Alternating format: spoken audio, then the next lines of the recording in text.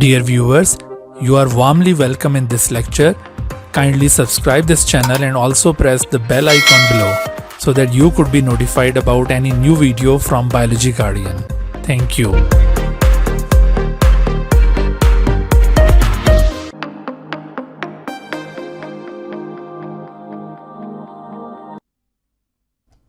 बिस्मिल्लाहिर्रहमानिर्रहीम। रब्बिश्रह ली सदरी व यस्सिर ली अमरी वहलुल उक़दतम मिन लिसानी यफ़क़हू क़ौली। Hello, dear students, welcome to lecture number 6 of chapter number 14 of NBF Biology second year. And today, we are going to discuss the transport of gases, particularly oxygen transport. So, let's start the lecture.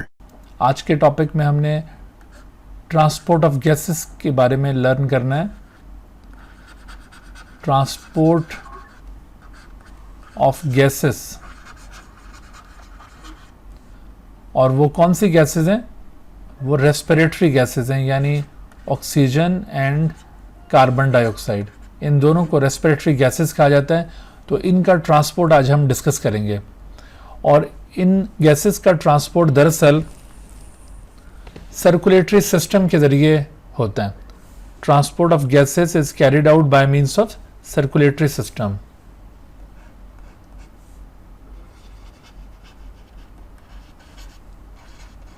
Carried out by means of circulatory system. लिहाजा अगर आपसे पूछा जाए कि which system of the body is closely associated with the respiratory system, तो respiratory system के साथ जो सबसे ज़्यादा क्लोजली एसोसिएटेड सिस्टम कंसिडर किया जाता है वो सर्कुलेटरी सिस्टम है। वो किस वजह से कि जो रेस्पिरेटरी गैसेस एक्सचेंज परफॉर्म होगा लंग्स रीजन के अंदर, एल्वेलर सरफेस के ऊपर, तो उन रेस्पिरेटरी गैसेस को बॉडी के अंदर सर्कुलेट करवाने का काम, बॉडी के अंदर उन गैसेस को एक जगह से दूसरी जगह पर ले जाने का काम दरअसल सर्कुलेटरी सिस्टम ने करना है। तो इस तरह से without circulatory system respiratory system अधूरा है। तो रेस्पिरेटरी सिस्टम कौन से सिस्टम के साथ बहुत क्लोजली रिलेटेड है? तो आपने उसमें आंसर क्या देना है? Circulatory system. अच्छा, तो ये जो ट्रांसपोर्ट ऑफ गैसेस है उसमें पहले हम डिस्कस करते हैं ऑक्सीजन ट्रांसपोर्ट। ऑक्सीजन ट्रांसपोर्ट कैसे होता है?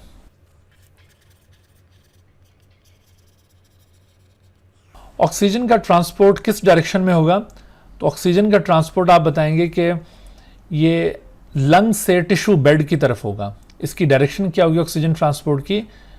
ऑक्सीजन हमेशा लंग से टिश्यू बेड की जानिब ट्रांसपोर्ट होता है। और ये टिश्यू बेड कहाँ है? टिश्यू बेड पूरी बॉडी के अंदर फैला हुआ है। इवन लंग्स के बिल्कुल करीब की जगह भी टिश्यू बेड कहलाएंगी। यानी टिश्यू बेड हर उस जगह को कहा जाएगा जहाँ पर ऑक्सीजन की ज़रूरत है। लिहाजा ऑक्सीजन लंग से एल्वेलर सरफेस से टिश्यू बेड की जानिब मूव करता है।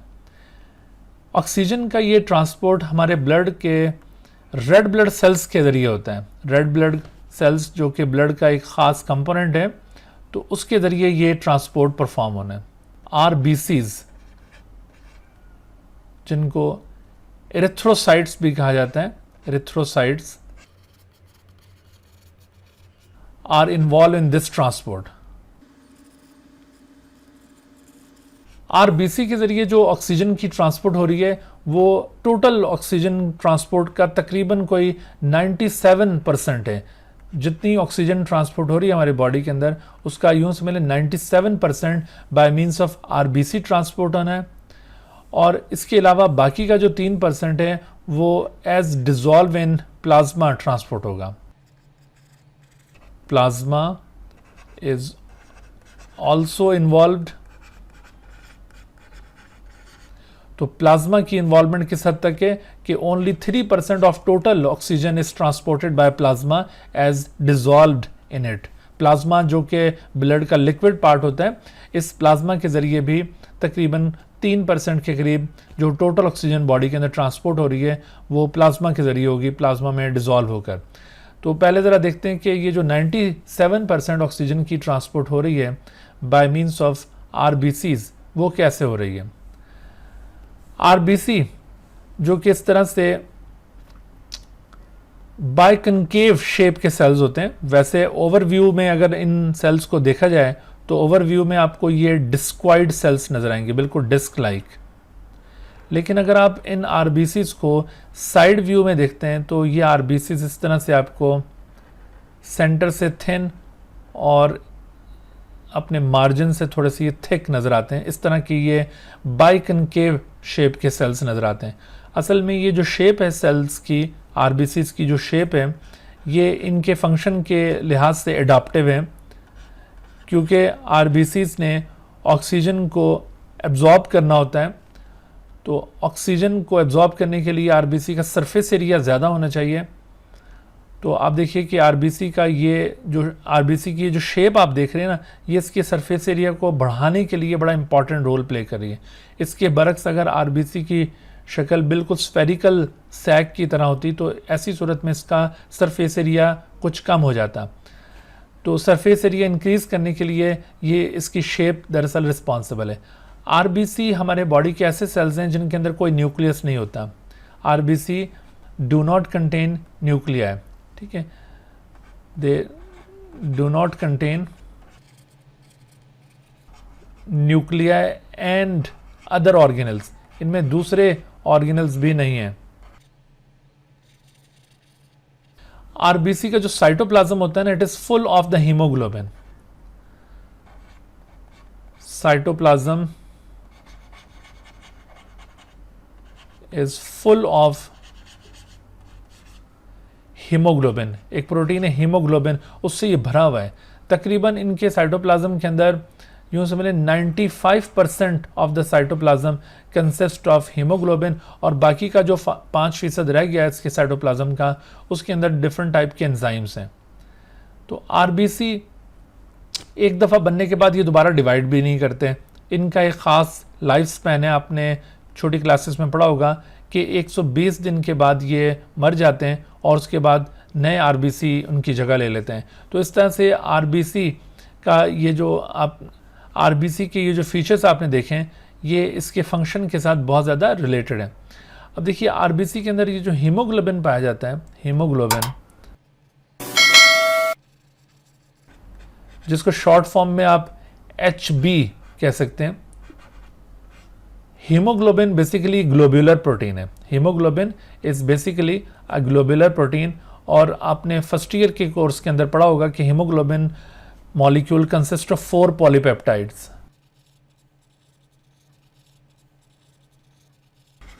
और इन 4 पॉलीपेप्टाइड में से 2 अल्फा चेन्स होती हैं और 2 बीटा चेन्स हैं।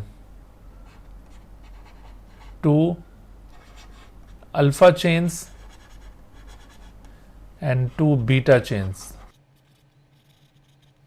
Each alpha chain established into a globular structure. ये इस तरह से ये एक अल्फा चेन ये ग्लोब्यूलर स्ट्रक्चर फॉर्म करती है, और ये दूसरी जो अल्फा चेन है, it also forms a globular structure. बिल्कुल इसी तरह से ये जो 2 बीटा चेन्स हैं, इनसे भी ग्लोब्यूलर स्ट्रक्चर्स फॉर्म होते हैं, और ये चारों ग्लोब्यूल्स, इनके पास एक एक नॉन प्रोटीन पार्ट मौजूद होता है जिसे कहा जाता है हेम, जो कि एक आयरन कंटेनिंग पोरफायरिन रिंग पर मुश्तमिल है। आपने फर्स्ट ईयर में क्लोरोफिल का स्ट्रक्चर पढ़ा होगा, वहां पर भी आपको ये हेम ग्रुप दिखाया गया था। तो this haem group is iron containing porphyrin ring. So this iron containing porphyrin ring, ये चारों ग्लोब्यूल्स के साथ एक एक ये हेम पोर्शन मौजूद है। This is iron containing porphyrin ring, iron containing porphyrin. तो this iron containing porphyrin ring, ये चारों ग्लोब्यूल्स के पास एक एक है। इस तरह से इन चारों ग्लोब्यूल्स से ये एक cluster of globular structure form होता है. This cluster of globular structure is called haemoglobin. So one haemoglobin molecule which consist of 4 polypeptide, each polypeptide established in the form of a globule, और फिर ये चारों globules इस तरह से एक दूसरे के साथ इकट्ठे होकर एक cluster of globular structure form करते हैं. This cluster of globular structure is called haemoglobin molecule. तो हीमोग्लोबिन मॉलिक्यूल के पास जो आपने ये हेम ग्रुप्स देखे ना, 4 हेम ग्रुप्स प्रेजेंट हैं. असल में ऑक्सीजन ने इसी के साथ बाइंड करना होता है. देखो ऑक्सीजन जब ये हीमोग्लोबिन के साथ कंबाइन करती है ना, ये मिसाल के तौर पर हीमोग्लोबिन मॉलिक्यूल, इस हीमोग्लोबिन के साथ जब ये ऑक्सीजन बाइंड करती है तो 4 ऑक्सीजन के मॉलिक्यूल हीमोग्लोबिन के एक मॉलिक्यूल के साथ बाइंड कर सकते हैं. क्योंकि 4 हीम ग्रुप्स हैं, चारों के साथ ऑक्सीजन ने बाइंड करना है, तो at a time 4 oxygen molecules can attach to the haemoglobin molecule. When 4 oxygen molecules are attach with 1 haemoglobin molecule, तो उसके रिजल्ट में जो मॉलिक्यूल स्टैब्लिश होगा उसे कहा जाएगा ऑक्सी हीमोग्लोबिन. HB4O2 इसे कहा जाता है, या फिर इसको HbO8 इसको लिखा जाता है. और इसे क्या पढ़ते हैं? Oxy haemoglobin. Oxy haemoglobin molecule ये हीमोग्लोबिन के मुकाबले में थोड़ा सा ब्राइट रेड कलर का कंपाउंड होता है. This is slightly bright red colour compound. Haemoglobin already एक रेड कलर कंपाउंड था, लेकिन after the attachment of oxygen with the haemoglobin it becomes bright red coloured compound.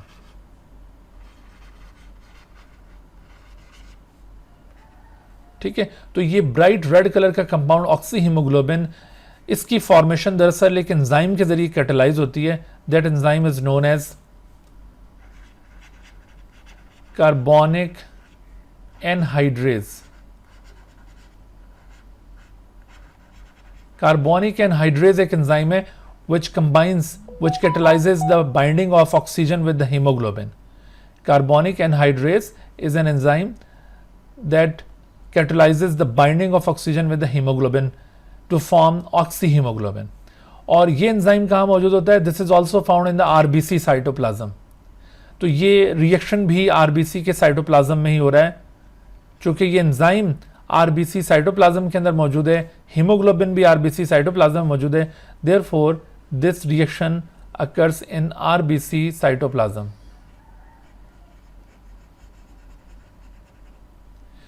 इस तरह से जब ये हीमोग्लोबिन के साथ ऑक्सीजन अटैच कर जाता है, रेड ब्लड सेल्स ऑक्सीजन को लोड कर लेते हैं, तो फिर ये लंग से ऑक्सीजन को कैरी करते हैं to the tissue bed. Haemoglobin के अंदर ये जो ऑक्सीजन के अटैच करने की सलाहियत है ना, इस चीज को कहते हैं oxygen carrying capacity of the blood. इसे क्या डिफाइन किया जाता है? This is called oxygen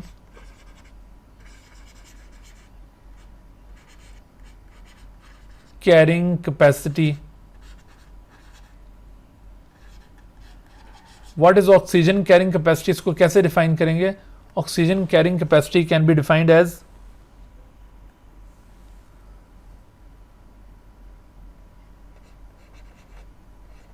the amount of oxygen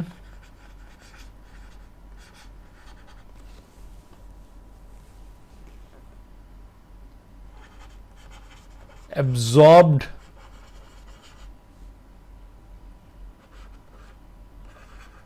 per unit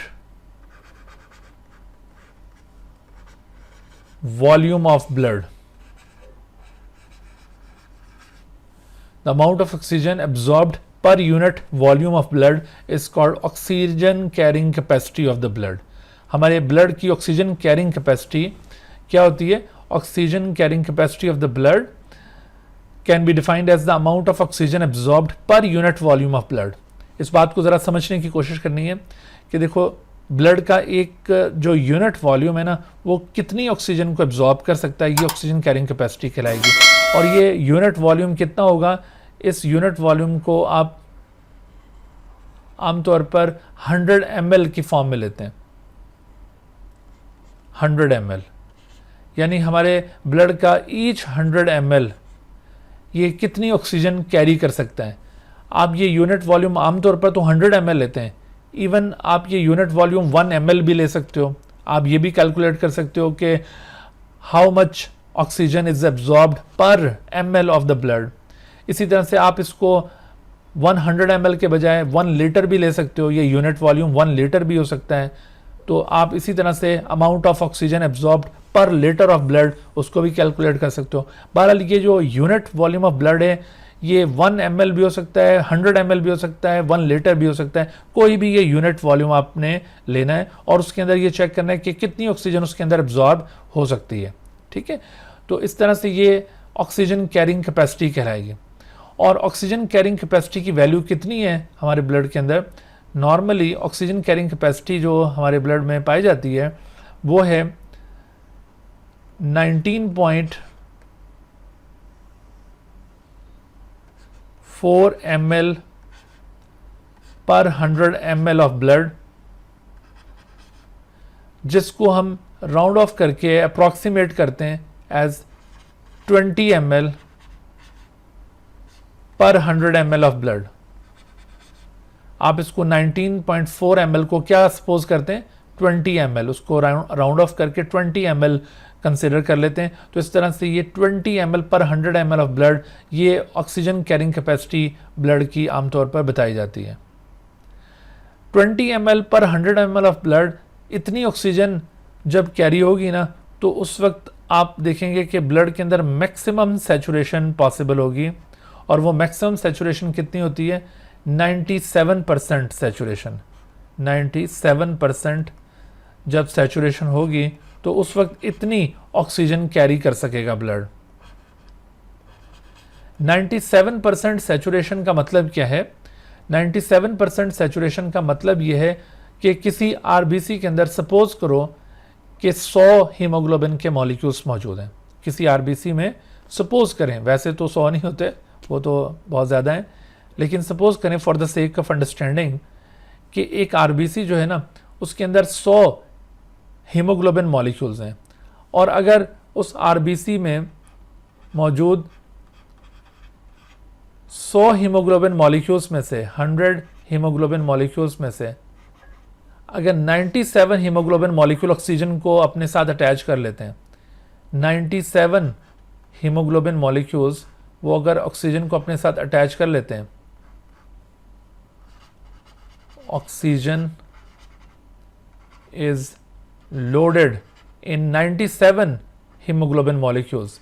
और हर हीमोग्लोबिन के पास कितनी गुंजाइश है ऑक्सीजन को बाइंड करने की? Each haemoglobin can bind how many oxygen molecules? कितना बताया मैंने अभी आपको? 4 ऑक्सीजन मॉलिक्यूल। तो इस तरह से वो हर एक हीमोग्लोबिन का मॉलिक्यूल, ये जो 97 मॉलिक्यूल्स हैं उनमें से हर एक हीमोग्लोबिन का मॉलिक्यूल अपनी पूरी कैपेसिटी के तहत, अपनी पूरी गुंजाइश के तहत 4 ऑक्सीजन मॉलिक्यूल्स को अगर वो लोड कर लेता है तो इस तरह से 97 हीमोग्लोबिन मॉलिक्यूल्स ये ऑक्सीजन के साथ फुली लोडेड हो जाएंगे और बाकी के जो 3 हीमोग्लोबिन मॉलिक्यूल्स हैं उनके साथ ऑक्सीजन बाइंड नहीं हुई। तो इतनी ऑक्सीजन अगर एब्जॉर्ब हो तो इसको क्या कहेंगे हम? 97% सैचुरेशन। यानी ऑक्सीजन की सैचुरेशन कितनी हुई है? 97%। समझ आई बात? ये सारे के सारे क्यों नहीं करते हैं? मैक्सिमम हमारी जो ऑक्सीजन सैचुरेशन है वो 97% क्यों है? उसकी वजह यह है कि ये जो बाकी के 3% आपको हीमोग्लोबिन मॉलिक्यूल्स बताए ना, वो बाकी के जो 3% मॉलिक्यूल्स हैं वो किसी और मॉलिक्यूल के साथ उन्होंने कंबाइन किया हुआ होता है। यानी कोई और मॉलिक्यूल उनके ऑक्सीजन बाइंडिंग कैपेसिटी के साथ इंटरफेयर कर रहा है। मिसाल के तौर पर जैसे आरबीसी के अंदर हीमोग्लोबिन के साथ कार्बन डाइऑक्साइड भी रिएक्ट करती है, ठीक है। और जो स्मोकर्स होते हैं वो जब स्मोक करते हैं तो कार्बन मोनोऑक्साइड भी उनके आरबीसी के अंदर दाखिल हो जाती है और वो बाइंड कर जाती है। इस तरह से जो बाकी के 3% हैं हीमोग्लोबिन मॉलिक्यूल्स वो किसी न किसी और मॉलिक्यूल के साथ उन्होंने इंटरेक्ट किया हुआ होता है, इस वजह से वो ऑक्सीजन को एब्जॉर्ब करने के काबिल नहीं होते। तो बाकी के जो 97% हीमोग्लोबिन मॉलिक्यूल हैं वो चूँकि ऑक्सीजन को अपने साथ बाइंड करने के काबिल हैं, तो इस वजह से हम यहाँ पर ऑक्सीजन की मैक्सिमम सैचुरेशन कितनी शो करें? 97%। और जब ये 97% सैचुरेशन होगी तो उस वक्त कितनी ऑक्सीजन एब्जॉर्ब हो सकेगी? 20 ml पर 100 ml। ये बात समझ में आ गई? अगर किसी शख्स में सपोज करो कि 97% सैचुरेशन नहीं अचीव होती, उसमें 97% सैचुरेशन से कम अचीव होती है, तो क्या उसमें ये 20 ml ऑक्सीजन 100 ml ब्लड के अंदर लोड हो सकेगी? क्या उसका 100 ml blood 20 ml blood oxygen को कैरी कर सकेगा? नो। तो ये जो मैक्सिमम ऑक्सीजन कैरिंग कैपेसिटी है आपको बताइए ना, this maximum oxygen carrying capacity requires 97% saturation of oxygen in the blood, तब जाकर ये इतनी maximum oxygen carrying capacity achieve होगी। This is the maximum oxygen carrying capacity, maximum oxygen carrying capacity. So this maximum oxygen carrying capacity requires 97% saturation of oxygen in the blood. इसके साथ साथ इसके लिए और क्या क्या कंडीशंस चाहिए? ये जो 97% सैचुरेशन और आपने ये जो 20 ml पर 100 ml देखा, ये इसके लिए मज़ीद आपको यहाँ पे जो फैक्टर्स रिक्वायर हैं वो क्या हैं कि 100 mm ऑफ Hg PO2 भी आपको चाहिए। What is PO2? PO2 means partial pressure of oxygen. Partial pressure of oxygen. Partial pressure oxygen को क्या लिखते हैं हम? PO2। पार्शियल प्रेशर का मतलब क्या होता है कि ये जो टोटल एटमॉस्फेरिक प्रेशर है ना, डिफरेंट गैसेस का जो मिक्सचर है एटमॉस्फेयर में, तो उनके तमाम की कंसंट्रेशन को तो एटमॉस्फेरिक प्रेशर कहते हैं, लेकिन अगर उसमें से किसी एक पर्टिकुलर गैस की कंसंट्रेशन को आप कंसिडर कर रहे हैं तो वो एक पर्टिकुलर गैस की कंसंट्रेशन दरअसल पार्शियल प्रेशर कहलाएगी। तो पार्शियल प्रेशर ऑफ ऑक्सीजन जब 100 millimetre of mercury, 100 millimetre of mercury ये प्रेशर का यूनिट है, ठीक है ना, तो अगर 100 millimetre of mercury partial pressure of oxygen होगा तो तब जाकर ये इतनी ऑक्सीजन कैरिंग कैपेसिटी अचीव हो सकेगी। और ये जो इतना ऑक्सीजन पार्शियल प्रेशर है, ये पार्शियल प्रेशर आपको कहाँ पर ज़्यादा मिलेगा, यानी इतना या इसके करीब करीब आपको पार्शियल प्रेशर ऑक्सीजन का कहाँ पे मिलेगा? सी लेवल पर मिलेगा, या जैसे जैसे सी से ऊपर आते जाएंगे वहाँ पर आपको ये इतना ऑक्सीजन का पार्शियल प्रेशर मिलेगा? एट सी लेवल और अबव सी लेवल? एट सी लेवल असल में पार्शियल प्रेशर ऑफ ऑक्सीजन जितना आप सी लेवल के करीब जाते जाते हैं तो वो बढ़ता जाता है, लेकिन सी लेवल से जैसे जैसे आप ऊपर आते जाएंगे तो पार्शियल प्रेशर ऑफ ऑक्सीजन कम होता जाएगा। यानी इस वक्त हम लोग ये रावलपिंडी इस्लामाबाद के अंदर मौजूद हैं, तो यहाँ पर आप देखिए कि ऑक्सीजन का पार्शियल प्रेशर उतना नहीं है जितना कि कराची के अंदर है। लिहाजा यहाँ पर जो लोग बैठे हुए हैं उनमें ऑक्सीजन कैरिंग कैपेसिटी क्या उतनी अचीव हो रही होगी जितनी कि कराची में मौजूद शख्स की ऑक्सीजन कैरिंग कैपेसिटी हो सकती है? नो। इसी तरह से अगर आप और हिली एरियाज में चले जाएं, मिसाल के तौर पर आप चले जाते हैं ऊपर माउंटेन्स के ऊपर, गिलगित वगैरह में चले जाते हैं, तो वहाँ पर ऑक्सीजन कैरिंग कैपेसिटी और ज़्यादा बढ़ जाएगी आपकी या कम हो जाएगी?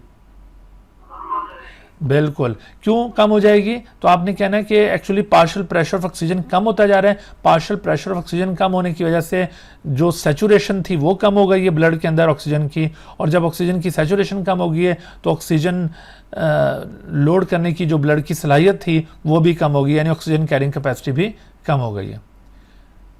लिहाजा फिर ये क्या मतलब है कि जो लोग हिली एरियाज़ में रहते हैं तो वो क्या फिर सांस की बीमारियों का शिकार हो जाएंगे? उनकी तो बॉडी की रिक्वायरमेंट पूरी नहीं हो रही होगी, उनके पास तो पार्शियल प्रेशर ऑक्सीजन कम है, तो वो फिर इसके साथ कैसे कंपनसेट करते हैं?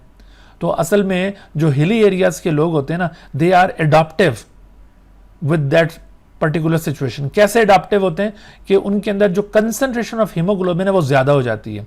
यानी मिसाल के तौर पर जैसे मैंने इधर आपको मिसाल दी ना कि भाई अगर सपोज करो कि एक आरबीसी के अंदर 100 मॉलिक्यूल है हीमोग्लोबिन के, तो 100 मॉलिक्यूल्स ने जितनी हीमोग्लोबिन कैरी करनी है, अगर ये मॉलिक्यूल 100 के बजाय 200 मॉलिक्यूल किसी की आरबीसी में मौजूद हों तो क्या उतनी ऑक्सीजन कैरी होगी जितनी 100 मॉलिक्यूल कर रहे थे? ज़्यादा होगी ना फिर। तो इस तरह से हम जो हिली एरियाज़ के अंदर मौजूद होते हैं या अबव सी लेवल जो लोग रहते हैं, उनकी बॉडी किस तरह अडाप्ट करती है इसके साथ? By increasing haemoglobin concentration. ठीक है, तो body can adopt with this problem by increasing haemoglobin concentration. ये बात समझ में आ गई बेटा? देखो दोबारा मैं इसको समराइज करता हूं कि ये जो हीमोग्लोबिन के साथ ऑक्सीजन के बाइंड करने की सलाहियत है, हीमोग्लोबिन ऑक्सीजन को बाइंड करके ये बन जाता है ऑक्सी हीमोग्लोबिन। एक हीमोग्लोबिन में 4 ऑक्सीजन मॉलिक्यूल बाइंड कर सकते हैं। ये reaction in the presence of carbonic anhydrase enzyme होगा which is also present in the RBC cytoplasm.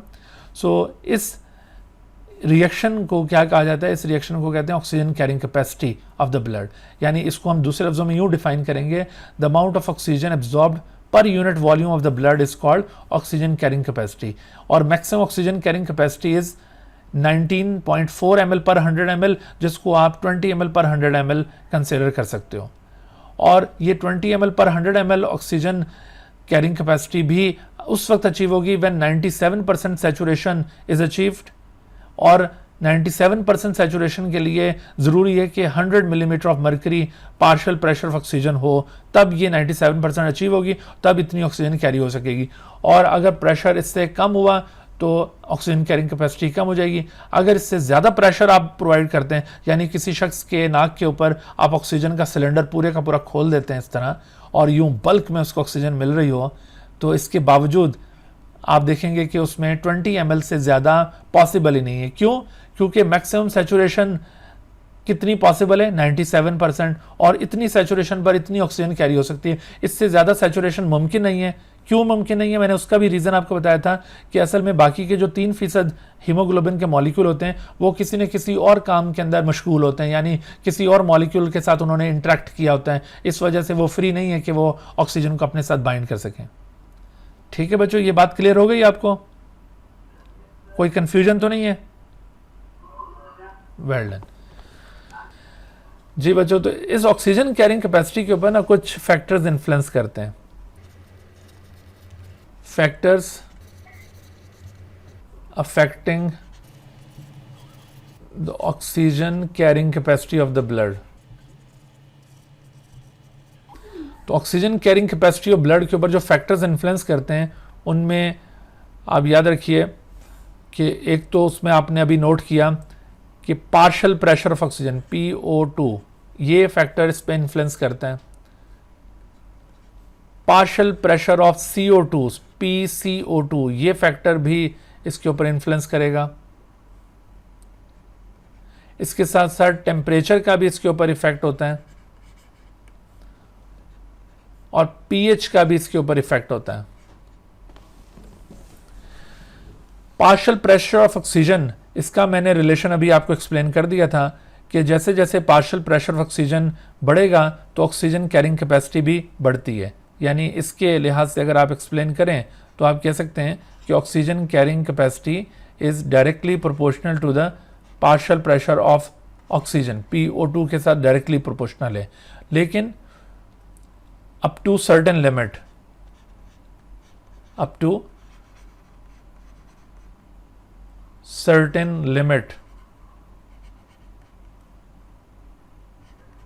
ऐसा नहीं है कि आप ऑक्सीजन का पार्शियल प्रेशर बढ़ाते चले जाएं तो आप समझेंगे कि ऑक्सीजन कैरिंग कैपेसिटी बढ़ती जाएगी। नहीं, आपने देखा कि मैक्सिमम ऑक्सीजन कैरिंग कैपेसिटी किस पार्शियल प्रेशर के ऊपर अचीव होती है?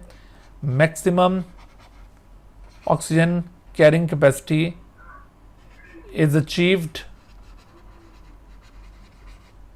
at 100 mm of Hg PO2। अगर PO2 100 mm of Hg तक पहुंच गया है तो ऐसी सूरत में maximum oxygen carrying capacity achieve हो सकती है, क्योंकि इस पार्शियल प्रेशर के ऊपर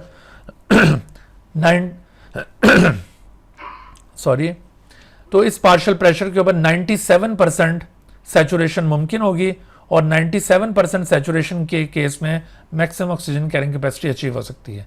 ठीक है बात, ये बात समझ में आ गई? तो इसका जो है ना हाइट के लिहाज से भी इसका इफेक्ट आता है। जैसे जैसे आप सी लेवल से ऊपर आते जाते हैं तो उसके साथ साथ ऑक्सीजन कैरिंग कैपेसिटी कम होती जाती है, लेकिन हमारी बॉडी उसके साथ अडॉप्ट कैसे करती है?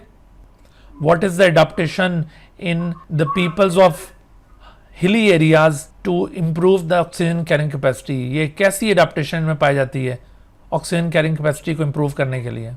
बताइए। By increasing hemoglobin concentration, the people living in hilly areas adapt themselves with this low oxygen carrying capacity. समझ आई बात? तो by increasing hemoglobin concentration. अच्छा, फिर इसी तरह से आप देखिए कि ये जो PCO2 है, partial pressure of CO2, it also affects the oxygen carrying capacity. याद रखिए कि ये जो कार्बन डाइऑक्साइड की कंसंट्रेशन जितनी ज़्यादा होगी उतनी ऑक्सीजन कैरिंग कैपेसिटी कम हो जाएगी, यानी इसके साथ इसका इनवर्स रिलेशन है. Oxygen carrying capacity is inversely proportional to PCO2. Partial pressure of carbon dioxide जितना ज़्यादा होगा उतनी ऑक्सीजन कैरिंग कैपेसिटी कम हो जाएगी. जैसे टिश्यू बेड के अंदर ऑक्सी हीमोग्लोबिन क्यों डिसोशिएट हो जाता है? तो टिश्यू बेड के अंदर ऑक्सी हीमोग्लोबिन डिसोशिएट होने की वजह क्या है?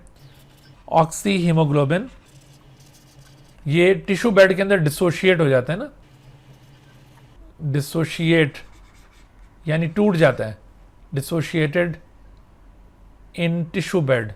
तो टिश्यू बेड में इसके डिसोशिएट होने का रीज़न क्या है? उसमें एक रीज़न तो वहाँ पर ऑक्सीजन का पार्शियल प्रेशर कम होता है, यानी वहाँ पर ऑक्सीजन का पार्शियल प्रेशर जो है ना वो तकरीबन 60 मिलीमीटर ऑफ मरकरी होगा. तो एक रीज़न तो आप ये लो PO2 कह सकते हैं, that is 60 mm of Hg, और जबकि दूसरा वहाँ पर हाई PCO2 होगा, वहाँ पर PCO2 यानी partial pressure of carbon dioxide tissue bed के अंदर ज़्यादा होगा, तो उसकी वजह से भी ये ऑक्सीजन लूज हो जाती है, ऑक्सी हीमोग्लोबिन टूट जाता है. ठीक है, तो आपको ये PCO2 का इफेक्ट समझ में आया कि oxygen carrying capacity is inversely proportional to the PCO2. उसके बाद फिर टेम्परेचर का इफेक्ट नोट कीजिए कि टेम्परेचर चूँकि ये एंजाइमेटिक एक्टिविटी को परफॉर्म करने के लिए इंतहाई ज़रूरी होता है, और अभी आपने देखा था कि ये ऑक्सी हीमोग्लोबिन की फॉर्मेशन में कार्बोनिक एनहाइड्रेज इन्वॉल्व हुआ था. तो उस कार्बोनिक एनहाइड्रेज के ऊपर चूँकि टेम्परेचर इन्फ्लुएंस करता है, enzymes are temperature sensitive molecules, लिहाजा एनी अप और down in temperature will affect the activity of the carbonic anhydrase. तो temperature actually affects the activity of carbonic anhydrase, और कार्बोनिक एनहाइड्रेज की एक्टिविटी को influence करके temperature ये oxygen carrying capacity को affect करेगा. बुखार की हालत में क्या आपकी ऑक्सीजन कैरिंग कैपेसिटी इंटैक्ट रहेगी, उतनी ही रहेगी जितनी कि नॉर्मली थी, या कम हो जाएगी? कम हो जाएगी. क्यों कम हो जाएगी? क्योंकि बुखार की हालत में जब टेम्परेचर बढ़ेगा तो ये जो कार्बोनिक एनहाइड्रेज एंजाइम है ये प्रॉपरली एक्ट नहीं कर पाएगा, लिहाजा ऑक्सीजन पूरी तरह से लोड नहीं हो रही होगी. Similarly pH also affects the activity of the carbonic anhydrase, because आप जानते हैं, आपने फर्स्ट ईयर में पढ़ा था कि एंजाइम्स pH सेंसिटिव भी होते हैं. Every enzyme requires a specific pH where it can perform its highest rate of reaction, and that appropriate pH is called optimum pH. वो मुनासिब pH क्या कहलाती है? उसे कहते हैं ऑप्टिमम pH. हर एंजाइम के लिए खास ऑप्टिमम pH रिक्वायर्ड होती है. मिसाल के तौर पर कार्बोनिक एनहाइड्रेज के लिए कौन सी ऑप्टिमम pH रिक्वायर्ड है? इसके लिए वही pH रिक्वायर्ड है जो हमारे ब्लड की नॉर्मल pH है, एंड दैट pH इज 7.4. तो ब्लड के अंदर ऐसी सलाहियत मौजूद है कि ब्लड अपनी पीएच को चेंज नहीं होने देता.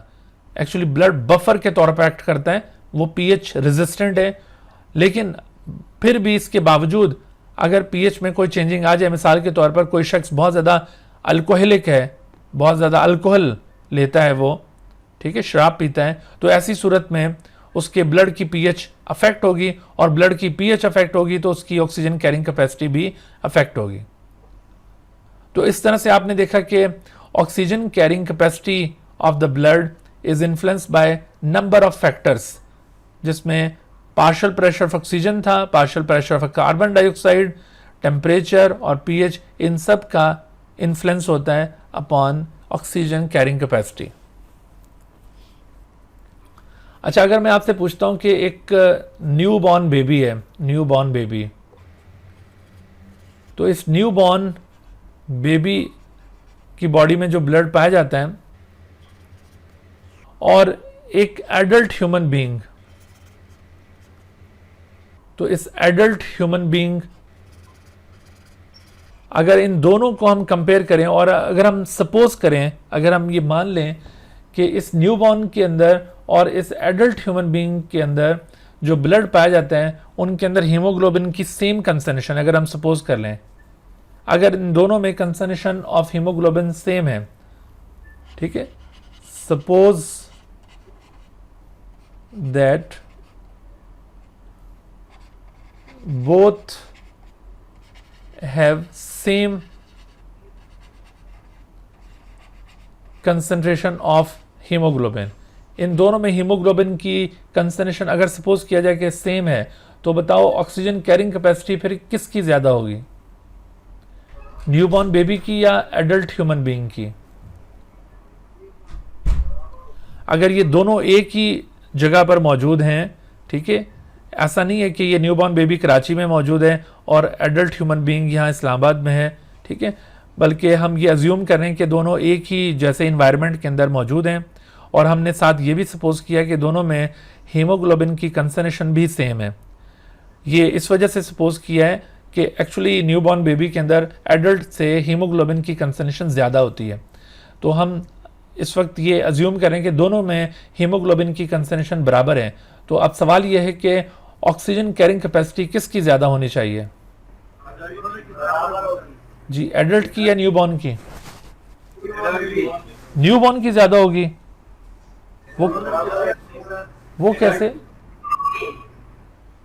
कोई एक बच्चा रीज़न बताया मुझे, आपने किस तरह से कहा कि न्यूबॉर्न की ऑक्सीजन कैरिंग कैपेसिटी स्टिल ज़्यादा होगी, even both have same concentration of haemoglobin, फिर भी आप कह रहे हैं न्यूबॉर्न की ज़्यादा होगी, वो क्यों?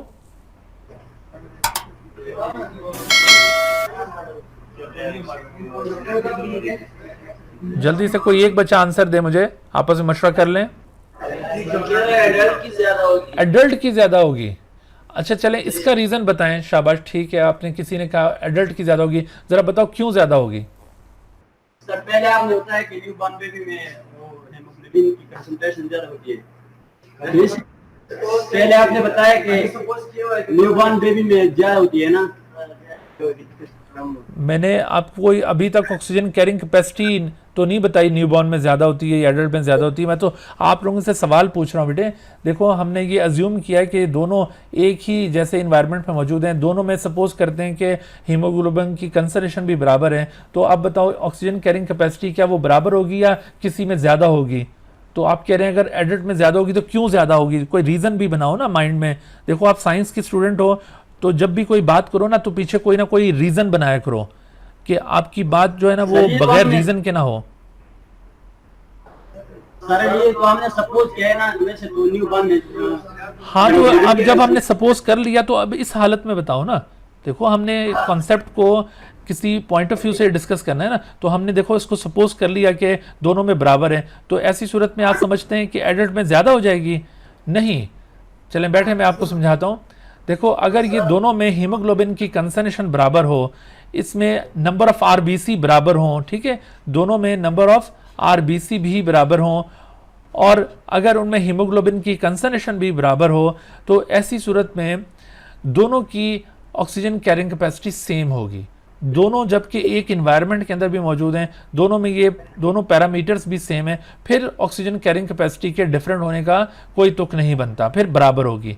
हाँ, अगर हीमोग्लोबिन का नंबर और आरबीसी का नंबर ज़्यादा हो जाए तो ऐसी सूरत में ये न्यूबॉर्न के अंदर ज़्यादा हो सकती है। अगर एडल्ट में ये दोनों पैरामीटर ज़्यादा हो जाएं तो एडल्ट की ज़्यादा हो सकती है। तो जिसके अंदर ये दोनों फैक्टर्स ज़्यादा होंगे उसकी ऑक्सीजन कैरिंग कैपेसिटी ज़्यादा होगी।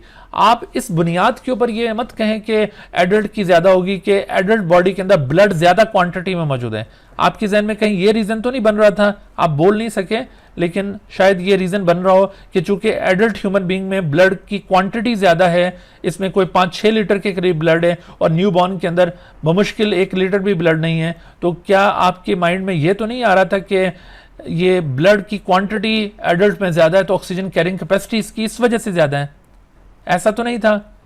अगर ऐसा आपके माइंड में था तो इसको जहन से निकाल दीजिए, ऐसा हरगिज नहीं है। देखो ऑक्सीजन कैरिंग कैपेसिटी अभी हमने डिफाइन किया था कि इसको हम पर unit volume of blood define करते होते हैं, पर यूनिट वॉल्यूम। इसको हम कभी भी पर यूनिट वॉल्यूम इसको डिफाइन किया जाता है, इसको कभी भी आप टोटल ब्लड के हवाले से डिफाइन नहीं करते, पर यूनिट वॉल्यूम आप इसको डिफाइन करते हैं। इसको कभी भी टोटल ब्लड के पॉइंट ऑफ व्यू से डिफाइन नहीं करते हैं। हमने अभी इसको डिफाइन किया था ना कि अमाउंट ऑफ ऑक्सीजन एब्जॉर्ब पर यूनिट वॉल्यूम ऑफ ब्लड। लिहाजा 100 ml ऑफ ब्लड जितनी ऑक्सीजन इस न्यूबॉर्न में कैरी करेगा उतना ही 100 ml ऑफ ब्लड एडल्ट के अंदर ऑक्सीजन कैरी करता है, अगर ये पैरामीटर सेम हो तो।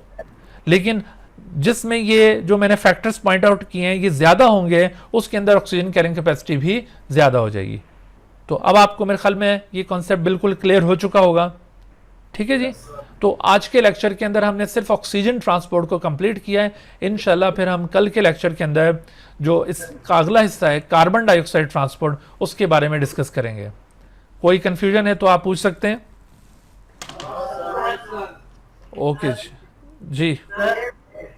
सर अगर वैसे न्यूबॉर्न का बॉडी तो बहुत छोटी होती है तो उसमें हीमोग्लोबिन की कंटेंट क्यों ज्यादा होती है, मींस वो क्यों ऑक्सीजन ज्यादा कैरी करती है? वेरी गुड, वेल डन, बहुत अच्छा क्वेश्चन आपने पूछा है। कि मैं आपको वैसे एक्चुअली बता रहा था ना कि न्यूबॉर्न में वैसे आमतौर पर हीमोग्लोबिन ज़्यादा होता है, तो क्यों ज़्यादा होता है, हालांकि बॉडी तो उसकी छोटी सी है। तो आप देखिए बेटा कि वो जो न्यूबॉर्न बेबी है उसने बड़ी एक्टिविटी परफॉर्म करनी होती है ना। वो छोटा सा बेबी अभी ग्रो कर रहा है, ग्रोथ से गुजर रहा है, और फिर देखें ये छोटे बच्चे जो हैं वो हाथ पैर भी चला रहे होते हैं, वो इसी तरह से आप देखें रोते हैं बहुत ज़ोर से। तो ये सारी जो एक्टिविटी वो परफॉर्म करते हैं बड़ी इनर्जेटिक एक्टिविटीज़ होती हैं। तो इन तमाम इनर्जेटिक एक्टिविटीज़ के लिए उनको सेलुलर रेस्पिरेशन भी ज़्यादा परफॉर्म करनी पड़ती है और इस वजह से उनको ऑक्सीजन भी ज़्यादा रिक्वायर्ड होती है। हालांकि जो एडल्ट ह्यूमन बीइंग है वो तो सुस्त होता चला जाता है ना, जैसे जैसे हम बड़े होते जाते हैं हमारी एक्टिविटी रिड्यूस होती जाती है। अब देखिए मेरे मुकाबले में आप ज़्यादा एक्टिव हैं, मैं कम एक्टिव हूँ, और इसी तरह से मेरे मुकाबले में जो मेरे बड़े लोग होंगे वो लेस एक्टिव होंगे। तो जैसे जैसे हमारी एज बढ़ती जाती है हमारी एक्टिविटी कम होती जाती है, तो इस वजह से फिर ऑक्सीजन की रिक्वायरमेंट भी हमारी कम होती जाती है। तो जितना बच्चा छोटा होगा उतना वो ज़्यादा एक्टिव होगा, उतनी ऑक्सीजन की रिक्वायरमेंट उसकी ज़्यादा होगी। हाँ अलबत्ता अगर कोई बड़ा शख्स कोई एथलीट किस्म का है जो बहुत हार्ड एक्टिविटी करता है तो हो सकता है कि उसके अंदर उस न्यूबॉर्न से भी ज़्यादा हीमोग्लोबिन प्रेजेंट हो, ऐसा मुमकिन हो सकता है। तो ये वेरिएशन ज़रूर हो सकती है, बट इन जनरल न्यूबॉर्न में हीमोग्लोबिन ज़्यादा होने का रीज़न क्या बताया कि चूँकि वो बड़ा एक्टिव लाइफ गुजार रहा होता है, इस वजह से उसके अंदर ये ऑक्सीजन की रिक्वायरमेंट ज़्यादा होती है, और यही वजह है कि उसमें हीमोग्लोबिन भी ज़्यादा है। ठीक है बच्चों, ओके जी, अल्लाह हाफिज़। Dear viewers, thank you for watching this video. If you have not subscribed this channel, kindly subscribe it and also press the bell icon below so that you could be notified about any new video lecture from Biology Guardian. And also do not hesitate to ask any question regarding this lecture. My contacts are shown on the screen. Thank you once again.